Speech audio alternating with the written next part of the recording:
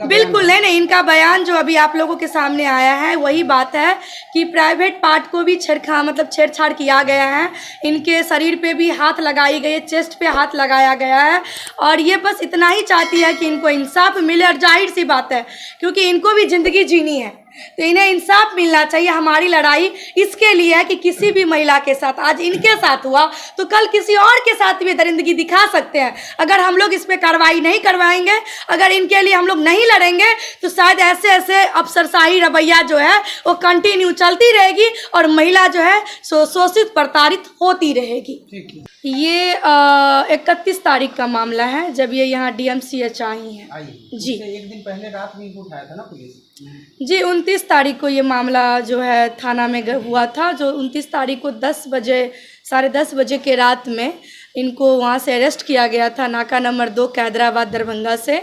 और उसके बाद जो इनका बयान है, यही जो बयान दे रही हैं अभी, कह रही हैं कि उठाने के बाद उसमें डबल स्टार एक महिला थी अधिकारी, और बाद बाकी सारे जो थे सो पुरुष ही थे, जो पदाधिकारी लोग थे। और वहाँ से उठाने के बाद इनको यूनिवर्सिटी थाना जो है उसमें लाया गया, और लाने के बाद जो है सो एक कक्ष में बुला करके इनके साथ दरिंदगी की सारी हदें को पार करते हुए इस महिला के साथ, और क्या मैं बोलूँ, शब्द का इस्तेमाल ही नहीं कर सकती हूँ। बहुत सारी निंदनीय घटना है जिस तरीके से इनके साथ हुआ है, जिसकी जितनी भी मैं निंदा करूँ वो कम है। अब क्या एक्शन लेगा पुलिस? तो अभी तक FIR की है? जी नहीं, इनका अभी तक FIR भी नहीं हुआ है। और मैं आपको जैसे कि बता दूं कि आज से 4 दिन पहले मैं इनके पास आई थी इनसे मिलने के लिए। इनको यहाँ से डिस्चार्ज कर दिया गया था, और ये बहुत ज़्यादा इसका सिचुएशन क्रिटिकल था, जैसे कि अभी भी आप देख सकते हैं। उस समय तो और भी वो नहीं बोल पा रही थी।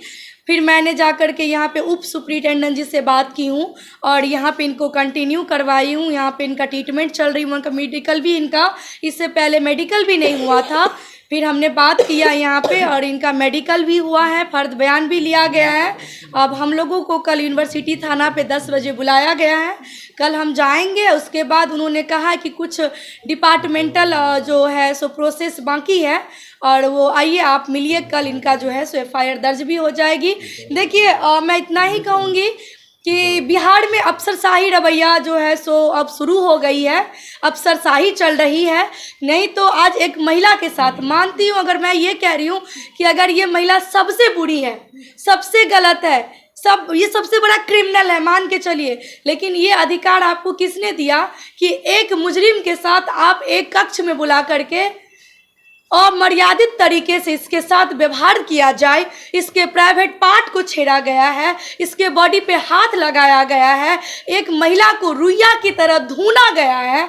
और उतना ही नहीं, 10:30 बजे रात में अरेस्ट करने के बाद 3 बजे सुबह में जब उन लोगों की मनसा पूरा हो जाती है, उसके बाद 3 बजे सुबह में इसको ले जा करके और नाका नंबर 2 के पास एक मंदिर है, वहाँ पे जाके छोड़ दिया जाता है 3 बजे सुबह में। ये अधिकार आपको किसने दिया? सबसे पहली बात कि किसी भी महिला को आप किसी भी महिला मुजरिम को आप 6 बजे के बाद आप अरेस्ट नहीं कर सकते हैं। शाम के बाद अगर आप अरेस्ट किए भी तो आप 3 बजे सुबह में क्यों छोड़ें? क्यों नहीं? अगर इतना बड़ा क्राइम ये की थी जिसको आपको अरेस्ट करना पड़ा, तो आप इसको सुबह तक रखते, जांच प्रक्रिया होती, आप इसको छोड़े क्यों? ये लोग का मिली भगत है, कुछ साजिशें हैं। इस महिला को पूरा मारने का प्लानिंग किया गया था, लेकिन वो तो नहीं हो पाई, महिला बच गई। और इनका एक ही कहना है कि मैं जीना नहीं चाहती हूँ, मैं मरना चाहती हूँ। लेकिन जब मरने के लिए सोचती हूँ तो 2 बेटी की हमको याद आ जाती है कि 2 बेटी को कौन देखेगा, क्योंकि इनका हस्बैंड वाइफ का कोई मामला है जो 2016 से चल रही है, 2016-17 से मामला कोर्ट में चल रही है। जज का फैसला भी आ गया हुआ था, जज अपना फैसला भी सुनाए थे, और इन लोगों का मामला अभी भी कोर्ट में चल रही है। अब इसमें क्या मामला है नहीं है, ये तब तक हम बात नहीं करेंगे, क्योंकि जानने के लिए बहुत अंदर तक जाना पड़ेगा। हमारी सवाल अभी मधेपुर थाना के प्रशासन से है कि आप लोग इस तरीके से इस महिला के साथ व्यवहार क्यों किए? आखिर किसने आपको ये दायित्व दिया एक महिला को इस स्तर तक प्रताड़ित करने का, वो भी जेल के अंदर में? जहाँ पे सीसीटीवी कैमरा भी नहीं थी। तो प्रियंका जो उनका ये भी बयान है कि वो बोली कि उनका गर्भ था 1.5 महीने का, जो प्रताड़ना के रिपोर्ट में है। वो चीज़ें मैं स्पष्ट नहीं कह सकती हूँ। ये कह रही हैं तो हो सकता है, मैं भी हमारे संज्ञान में जो मामला आई है, जो इन्होंने बयान दिया है, उसी बयान के आधार पे मैं आप सभी के समक्ष अपनी बात को रख रही हूँ। और मैं इतना ज़रूर कहूँगी कि पहले तो मैं इनका यूनिवर्सिटी थाना में कल जाके मिल के इनकी बातों को मैं रख के FIR करवाऊँगी। अभी मैं DSP सर से भी मिलने जाऊँगी, साथ में आप लोग भी चलिए बयान लीजिए आके। DSP सर इस मामला को अभी तक क्यों नहीं संज्ञान में ले रहे हैं, सीरियसली इस मामले को क्यों नहीं देख रहे हैं। जिस देश में नारी सशक्तिकरण की बात होती है, महिलाओं के अधिकार की बात होती है, उसी देश में एक महिला के साथ इस तरह से प्रताड़ना, वो भी जेल के अंदर, ये किस तरह से है, इसको आप कैसे देखते हैं। ये बिल्कुल निंदनीय घटना है, निंदनीय मामला है, इसकी जांच होनी चाहिए। और जो भी दोषी है उसको सबसे पहले तो मैं मधेपुर थाना के जो डबल स्टार एक शालिनी जी हैं और एक और है अमित चौरसिया, मैं तो कहूँगी कि जांच के बाद उस दोनों को सस्पेंड किया जाए। तो मोलेस्टेशन के साथ रेप की भी संभावना है क्या? अभी मैं ये जांच का विषय है, मैं तो इनकी बयान के आधार पे आप सभी के समक्ष अपनी बातों को रखी हूँ। फिलहाल जांच हो जाए, रिपोर्ट आ जाए, तभी मैं आगे कुछ कह सकती हूँ। और मैं इनको देखते हुए पहले ये थोड़ा ठीक हो जाए, उसके बाद हम 1 से 2 दिन के अंदर यहाँ पे हम आंदोलन करने वाले हैं, क्योंकि तानाशाही रवैया प्रशासन का हम लोग बख्शेंगे नहीं। मैम, पुलिस प्रशासन इनको किस ले गई थी पकड़ कर? देखिए, कुछ मामला थी जो इनके बच्चे से रिलेटेड थे। इनका एक बेटा है, शायद उनका एक मामला दर्ज था, कोई लड़की को, शायद मामला जो सामने आई है कि लड़की का अपहरण का मामला था, जो इनका बेटा ने, जो बोला गया है कि इनके बेटा ने उस लड़की को अपहरण कर लिया था और इसीलिए इसको उठाया गया था। जहाँ तक ये बोल रही हैं कि बच्चे जो है माता पिता दोनों के पास रहता है, मान के चलिए अगर मम्मी के पास 2 से 4 दिन रहता है लेकिन पिता के पास ज़्यादा रहता है। अगर बच्चे बालिग हो चुके हैं, पता नहीं है बालिग है कि नाबालिग है। मैडम, इनके बेटा कितने साल का है आपका?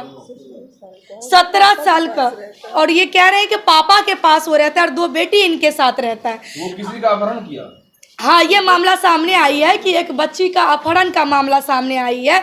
लेकिन हमारे कहने का मतलब ये हुआ कि बच्चा जो इनका बेटा है 17 साल का है, कोई लड़की को जो अपहरण किया वो लड़की भी नाबालिगे है। अगर ये मामला सामने आई तो इसमें इस महिला को उठाने की ज़रूरत पड़ी। ठीक है, आप पूछताछ करते हैं, क्योंकि ये माँ थी, आपका पूछताछ करने का दायित्व है, करते हैं। लेकिन इतनी भी क्या ज़रूरी हो गई कि आपने रात में उसको उठाया और उठाने के बाद आप इसके साथ दरिंदगी किया। दरिंदगी की सारे हदें को पार करते हुए इस महिला को रुइया की तरह ढूंढ करके और 3 बजे सुबह में जिंदा लाश बना करके फेंक दिया। ये दायित्व आपको किसने दिया? ये गलत बोला गया है। जब वो अरेस्ट किए तो बेटा मेरा उसी में था, उसी गाड़ी में पापा के साथ था, उसी गाड़ी में बेटा बैठा था। ये सब मैम साजिश रचा गया है। अच्छा, उसी मतलब गाड़ी में बैठा जो बेटा मेरा उसी गाड़ी में बैठा था और ये मेरे पति का साजिश रचा गया, आपको उठाया गया, ब्रांड बना गया। देखिए, मैं जहाँ तक इस मामले को अभी जान रही हूँ कि लड़की जो है सो बरामद हो गई है, लड़का लड़की दोनों बरामद हो गई है। और जिस तरह हम यही कहेंगे कि इसके साथ मैं आगे पीछे अभी उतना नहीं जा रही हूँ, मैं ये जान रही हूँ कि इस महिला के साथ जो थाना के प्रशासन पदाधिकारी ने जो रवैया अपनाते हुए इनके साथ अमर्यादित व्यवहार किए हैं, हमारा सवाल प्रशासन से है। पूछताछ तो दोनों बच्चों से भी बिल्कुल हुई होगी। अभी मैं क्या बोली कि मैं तो इनके केस में बस मैं इनकी मामलाओं को देखते हुए अभी आप सबके समक्ष अपनी बात को रख रही हूँ। आगे क्या मामला मधुबनी डिस्ट्रिक्ट की मामला है, मधेपुर थाना जो है मधुबनी डिस्ट्रिक्ट में पड़ती है, तो उस मामला के बारे में हमें कोई जानकारी नहीं है। जानकारी हमें इस मामले के बारे में है कि एक महिला को 10:30 बजे रात में उठाने के बाद इसके साथ जो दरिंदगी अपनाई है वो मधेपुर थाना ने। मेरी सवाल उस चीज़ों से है, हमारी सवाल इसके साथ जो अमर्यादित जो व्यवहार किया गया है, हमारी सवाल इस चीज़ों से है। ये आरोप लगा रही है कि मेरे पति भी वहाँ मौजूद थे, उनके मतलब वहाँ हाजिर में ये सब काम किया गया। हाँ बिल्कुल, ये जो कह रही हैं कि मेरा पति भी उसी गाड़ी में था जब इनको अरेस्ट किया गया था, तो कहीं ना कहीं ये मामला लग रही है कि सभी लोगों की मिली भगत से ये मामला जो है सो सामने आई है। रूम में वो भी मार रहे थे ना मैम। और इस सब चीज़ों को देखते हुए कि आप लोग नहीं, अभी तक मेडिकल रिपोर्ट नहीं आई है, मैं उसी का इंतजार कर रही हूँ।